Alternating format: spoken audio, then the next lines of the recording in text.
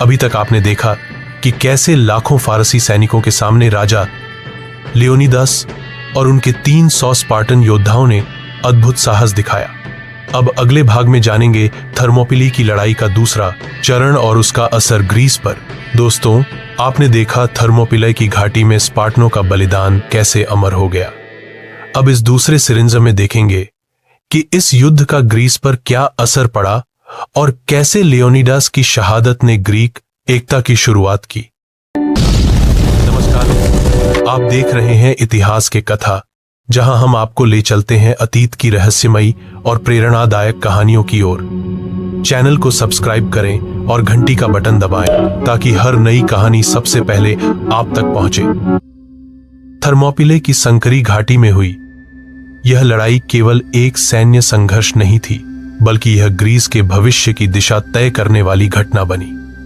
यद्यपि राजा लियोनिडास और उनके 300 स्पार्टन योद्धा अंत तक टिक न सके, लेकिन उनका बलिदान ग्रीक समाज के लिए एक ऐसी ज्वाला बन गया जिसने पूरे देश को एकजुट कर दिया। फारसी सेना ने भले ही थर्मोपिले को पार कर लिया हो, लेकिन उन्हें भारी नुकसान उठाना पड़ा।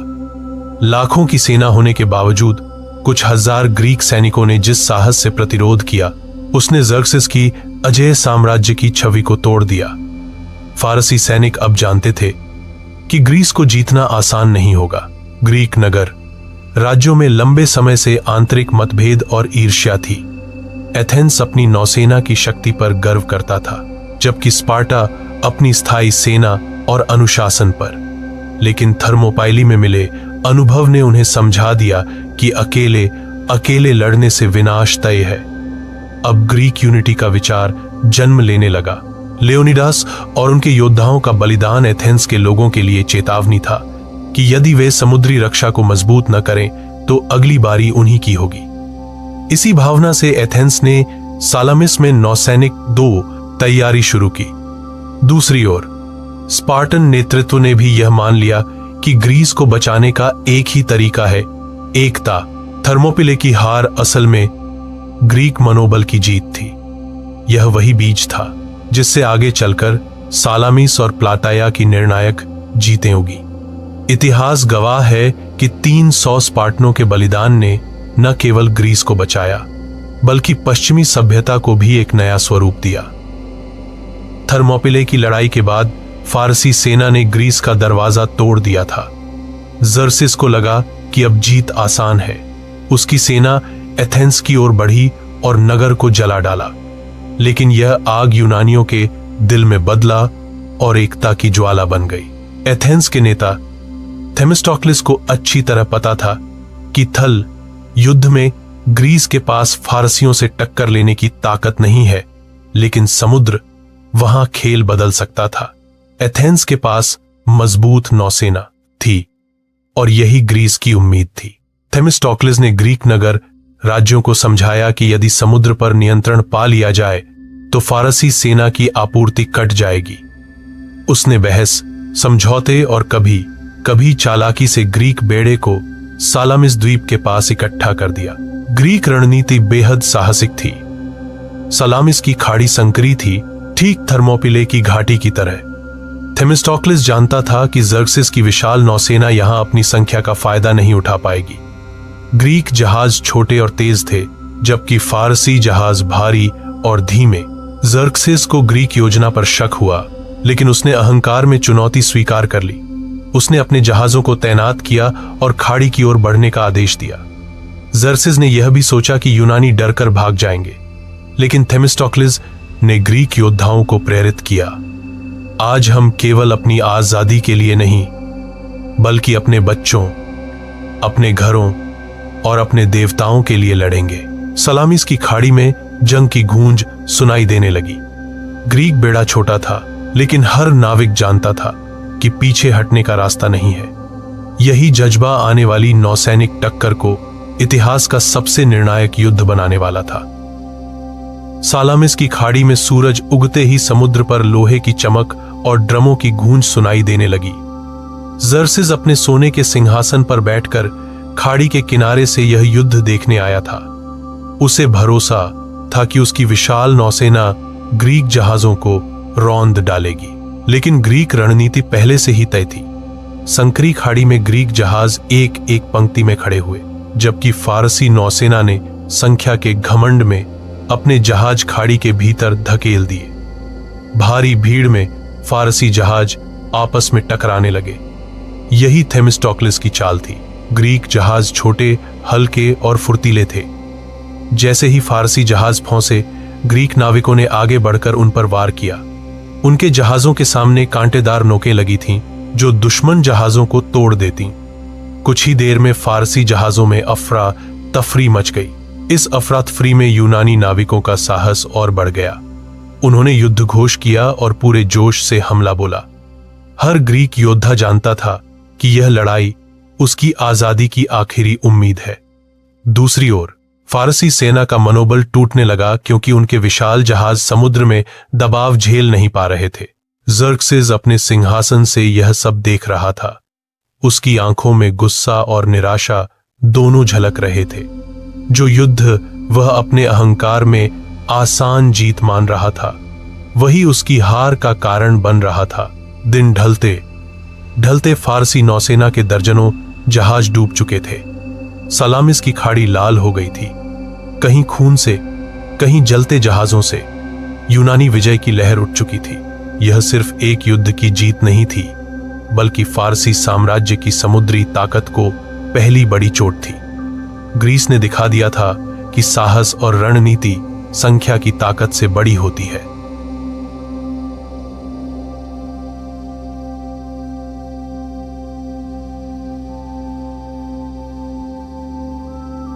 सालामिस की हार फारसी साम्राज्य के लिए अप्रत्याशित झटका थी। ज़र्सेस, जो सोने के सिंहासन पर बैठकर अपनी नौसेना की जीत देखना चाहता था, अब अपनी आंखों से अपमानजनक पराजय देख रहा था।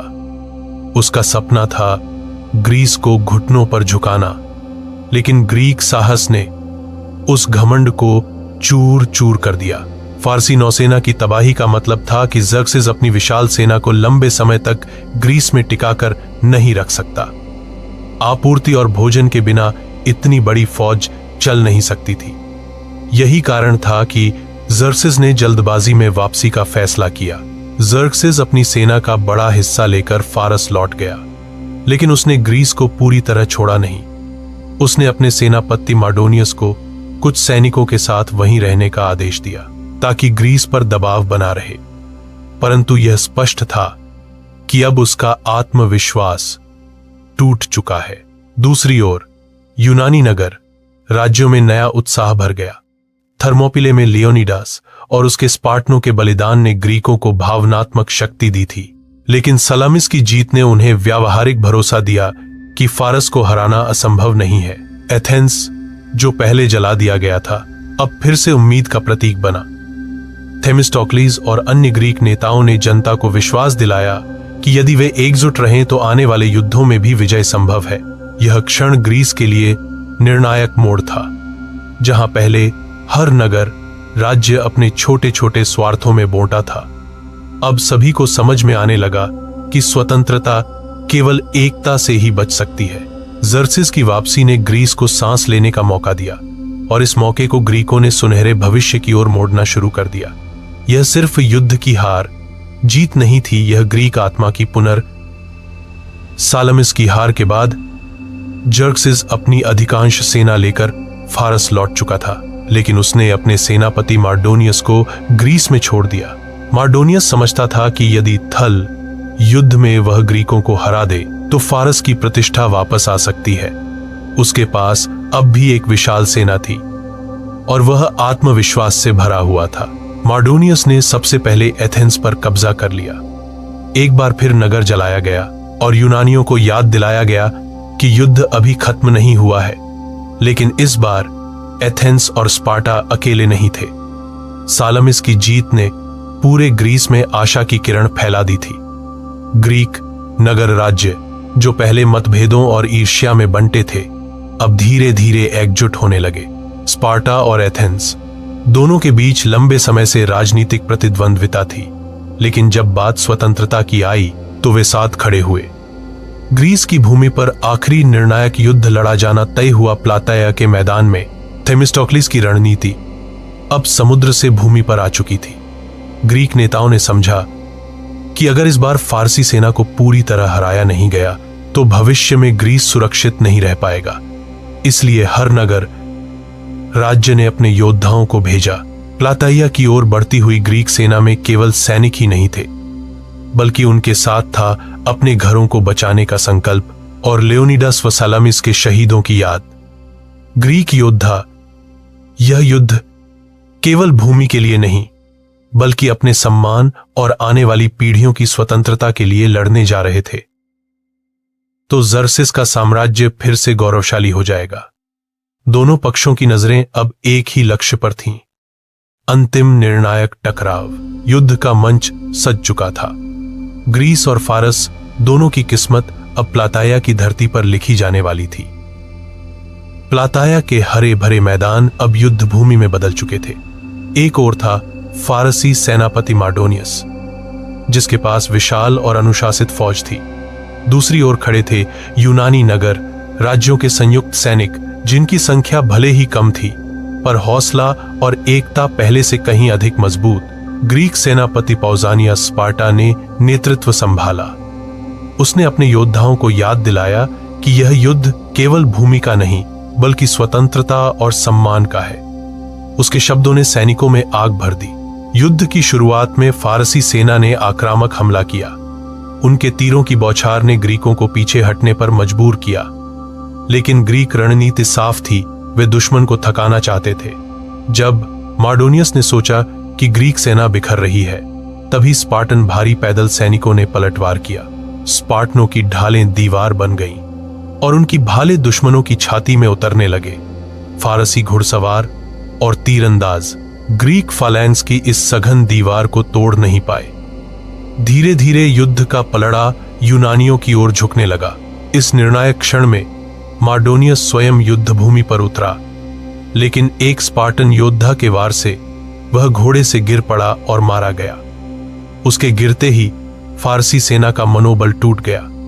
जो सैनिक सुबह तक विजय के सपने देख रहे थे, वे अब भागने लगे। ग्रीकों ने पूरी ताकत से उनका पीछा किया। प्लाताया के मैदान पर फारसी साम्राज्य की शक्ति चूर चूर हो चुकी थी। यह केवल एक सैन्य जीत नहीं थी, बल्कि ग्रीक आत्मा की विजय थी। यूनानियों ने यह दिखा दिया कि यदि वे एकजुट हों तो कोई भी साम्राज्य उनकी स्वतंत्रता को छीन नहीं सकता। प्लाताया की विजय ने फारस की महत्वाकांक्षाओं को समाप्त कर दिया और ग्रीस के स्वर्णिम युग का। प्लाताया में ग्रीकों की जीत ने फारसी सेना का मनोबल तोड़ दिया था, लेकिन युद्ध अभी पूरी तरह खत्म नहीं हुआ था। फारसी नौसेना अब भी एशिया माइनर के तटों पर सक्रिय थी, और यदि उसे नष्ट नहीं किया जाता तो फारस फिर से ग्रीस पर हमला कर सकता था। यही कारण था कि ग्रीकों ने समुद्र की ओर ध्यान मोड़ा। ग्रीक सेनापति लेओटिखिदास, स्पार्टा और ज़ैंथिपुस एथेंस ने मिलकर फारसी नौसेना का पीछा किया। फारसी जहाज माइकेल के तट पर उतरकर सुरक्षा की उम्मीद कर रहे थे। वहां उन्होंने अपनी नौकाओं को किनारे पर खींचकर एक मजबूत शिविर बनाया। जर्सिस की आज्ञा थी कि हर हाल में इन जहाजों को बचाया जाए। ग्रीक नौसेना माइकेल के पास पहुंची और सैनिकों ने उतरकर हमला करने का निश्चय किया। इससे पहले उन्हें खबर मिली कि प्लाताया में ग्रीकों ने निर्णायक विजय पाई है। यह संदेश बिजली की तरह पूरे शिविर में फैल गया। ग्रीक सैनिकों में ऐसा उत्साह भर गया कि वे दुगुने जोश से लड़ने को तैयार हो गए। युद्ध भूमि पर ग्रीक फालैंक्स ने फारसी पैदल सेना को घेर लिया। फारसी तीरंदाजों की बौछार बेअसर साबित हुई। धीरे धीरे ग्रीक योद्धा फारसी रक्षा तोड़कर शिविर में घुस गए। आग लगा दी गई और किनारे खड़ी फारसी नौकाएं लपटों में घिर गईं। माइकेल की हार के बाद फारसी नौसेना पूरी तरह समाप्त हो गई। अब वे समुद्र पार करके ग्रीस पर हमला करने की स्थिति में नहीं रहे। ग्रीस न केवल अपनी स्वतंत्रता बचा चुका था, बल्कि अब उसके पास समुद्र और भूमि दोनों पर बढ़त थी। यह विजय प्रतीक थी। यह संदेश कि फारसी साम्राज्य अजेय नहीं था। थर्मोपाइले में बलिदान, सालामिस और प्लाताया की जीत और अब माइकेल की आग, इन सब ने मिलकर ग्रीक स्वतंत्रता को सदा के लिए सुरक्षित कर दिया। माइकेल और प्लाटेया की जीत के बाद ग्रीस में माहौल पूरी तरह बदल चुका था। कुछ साल पहले तक जब ज़र्क्सिस की लाखों की सेना और विशाल नौसेना एथेंस के दरवाजे पर खड़ी थी, तब ग्रीस का भविष्य अंधकारमय लग रहा था। लेकिन अब वही ग्रीस फारस को पराजित कर इतिहास में सबसे बड़े आत्मविश्वास से भर गया था। यूनानी नगर राज्यों ने यह अनुभव किया कि आपसी मतभेदों के बावजूद जब वे एकजुट होते हैं तो सबसे बड़ी ताकत को भी चुनौती दे सकते हैं। यह आत्मविश्वास केवल युद्ध तक सीमित नहीं रहा, बल्कि जीवन के हर क्षेत्र में दिखाई दिया। एथेंस, जो युद्ध के दौरान पूरी तरह जल चुका था, राख से उठकर और भी भव्य रूप में खड़ा हुआ। वहीं शुरू हुआ ग्रीस का स्वर्ण युग, गोल्डन एज ऑफ ग्रीस। दर्शन, विज्ञान, कला, वास्तुकला और राजनीति, हर क्षेत्र में नए विचार जन्म लेने लगे। पेरिक्लीस जैसे नेताओं ने लोकतंत्र को मजबूत किया, जबकि सोक्रेटिस, प्लाटो और एरिस्टोटल जैसे दार्शनिकों ने सोचने का नया तरीका दिया। नाटककार सोफोक्लीस और यूरिपिडिस ने मानव भावनाओं को मंच पर जीवंत किया। मूर्तिकला और मंदिरों की भव्यता ने दुनिया को चकित कर दिया। पार्थेनॉन इसका सर्वोत्तम उदाहरण बना। ग्रीकों को विश्वास हो गया था कि स्वतंत्रता और ज्ञान ही सभ्यता की असली पहचान है। थर्मोपिलाए में लियोनिदास का बलिदान, सालामिस की समुद्री जीत, प्लाताइया की निर्णायक लड़ाई और माइकेल की आग, ये सब घटनाएं अब केवल इतिहास नहीं रही, बल्कि ग्रीक आत्मा का हिस्सा बन गई। युद्ध ने ग्रीस को तोड़ा नहीं, बल्कि उसे और मजबूत बनाया। और इसी आत्मविश्वास से ग्रीस ने वह सांस्कृतिक धरोहर रची जिसे आज भी दुनिया पश्चिमी सभ्यता की नींव कहकर सम्मान देती है। थर्मोपिले, सालामिस, प्लाताइया और माइकेल की हार ने फारसी साम्राज्य की शक्ति को गहरी चोट पहुंचाई। कभी जो साम्राज्य एशिया से लेकर मिस्र तक फैला था और जिसे अजेय माना जाता था, अब उसकी सीमाओं पर दरारें दिखाई देने लगीं। ज़र्क्सिस के लिए यह पराजय सिर्फ सैन्य हार नहीं थी, बल्कि प्रतिष्ठा का विनाश भी थी। उसने लाखों सैनिक, अनगिनत संसाधन और सालों की योजना गंवा दी। ग्रीस को अधीन करने का उसका सपना राख हो गया। फारसी दरबार में असंतोष बढ़ने लगा, राजा की छवि कमजोर पड़ गई और प्रांतों में विद्रोह उठने लगे। फारसी सेना, जो पहले अनुशासन और संख्या पर गर्व करती थी, अब हतोत्साहित हो चुकी थी। ग्रीकों ने यह साबित कर दिया कि बड़ी संख्या हमेशा जीत की गारंटी नहीं होती। रणनीति, साहस और स्वतंत्रता की चाह सबसे बड़ी ताकत होती है। यूनान की विजय का असर फारस के अंदर भी महसूस हुआ। कई अधीन प्रदेशों ने स्वतंत्रता की आवाज बुलंद की। साम्राज्य अब पहले जैसा केंद्रीकृत और शक्तिशाली नहीं रहा। यही कमजोरी आगे चलकर सिकंदर महान, अलेक्जेंडर द ग्रेट जैसे विजेताओं के लिए रास्ता तैयार करने वाली बनी। दूसरी ओर ग्रीस का आत्मविश्वास और बढ़ गया। यूनानियों ने महसूस किया कि उन्होंने केवल अपने नगर, राज्यों की रक्षा नहीं की, बल्कि पूरे स्वतंत्र विश्व को फारसी साम्राज्यवाद से बचाया। इससे ग्रीक सभ्यता के मूल्य स्वतंत्रता, लोकतंत्र, दर्शन और कला दुनिया में फैलने लगे।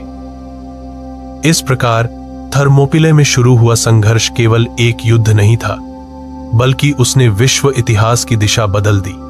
फारसी साम्राज्य की शक्ति धीरे धीरे ढलान पर चली गई, जबकि ग्रीस आने वाले युग का मार्गदर्शक बन गया।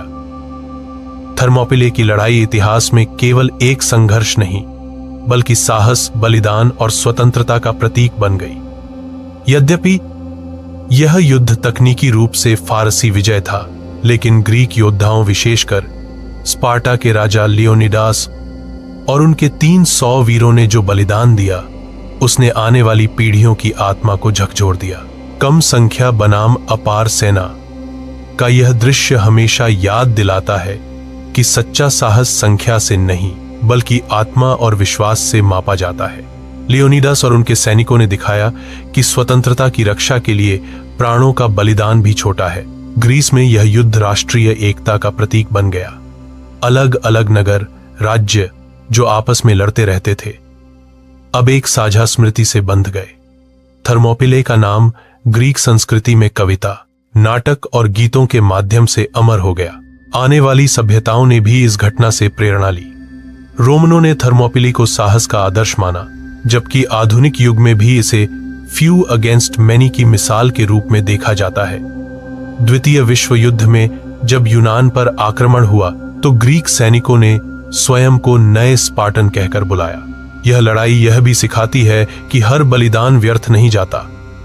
थर्मोपिले में हुए त्याग ने सालामिस और प्लाटिया जैसी जीतों का मार्ग खोला।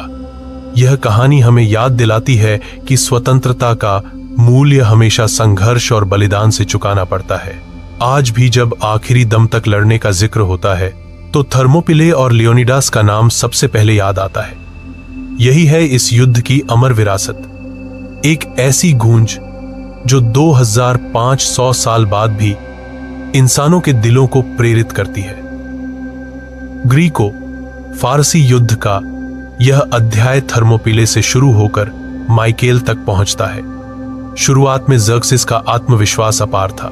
वह सोचता था कि ग्रीस उसके विशाल साम्राज्य के सामने टिक नहीं पाएगा, लेकिन थर्मोपिले की घाटी में लियोनिडास और उसके 300 स्पार्टनों ने दिखा दिया कि स्वतंत्रता और साहस किसी भी साम्राज्य से बड़ा होता है। यद्यपि थर्मोपाइली तकनीकी रूप से फारस की जीत थी, लेकिन यह नैतिक और प्रेरणात्मक रूप से ग्रीस की विजय साबित हुई। इसके तुरंत बाद सालामिस की नौसैनिक जीत ने ज़र्क्सिस की शक्ति की कमर तोड़ दी। प्लातेया में ग्रीक सेना ने अंतिम निर्णायक प्रहार किया और माइकेल की आग ने एशिया में फारस के अजेय होने की धारणा को मिटा दिया। इन लड़ाइयों ने ग्रीस को केवल सैन्य सुरक्षा ही नहीं दी, बल्कि सांस्कृतिक और राजनीतिक पहचान भी दी। एथेंस राख से उठकर लोकतंत्र और कला का केंद्र बन गया। दर्शन, विज्ञान और साहित्य ने स्वर्ण युग की शुरुआत की। स्पार्टा और एथेंस जैसे नगर राज्य भले ही बाद में आपस में भिड़ गए हों, लेकिन उस समय उन्होंने मिलकर यह दिखा दिया था कि एकजुट ग्रीस किसी भी साम्राज्य से बड़ा हो सकता है। फारस की ओर यह पराजय उसके साम्राज्य के लिए एक चेतावनी थी। वह अभी भी विशाल था, लेकिन उसकी कमजोरी उजागर हो चुकी थी। यही कमजोरी आगे चलकर सिकंदर महान के लिए रास्ता तैयार कर गई। थर्मोपिले से माइकेल तक की यह गाथा केवल एक युद्ध श्रृंखला नहीं, बल्कि मानवीय आत्मा की विजय थी। यह हमें सिखाती है कि चाहे दुश्मन कितना भी बड़ा क्यों ना हो, यदि उद्देश्य स्पष्ट हो और मनोबल दृढ़, तो इतिहास की धारा को बदला जा सकता है। वीडियो देखने के लिए धन्यवाद। दोस्तों, अगर आपको यह कहानी दिलचस्प लगी हो, अगली कहानी तो इसे लाइक करें, अपने दोस्तों के साथ शेयर करें और नीचे कमेंट में लिखें अगली कहानी किस विषय पर चाहते हैं। और हां, ऐसे ही अनसुने इतिहास को जानने के लिए इतिहास के कथा चैनल को सब्सक्राइब करना न भूलें। फिर मिलेंगे एक नई रोमांचक गाथा के साथ।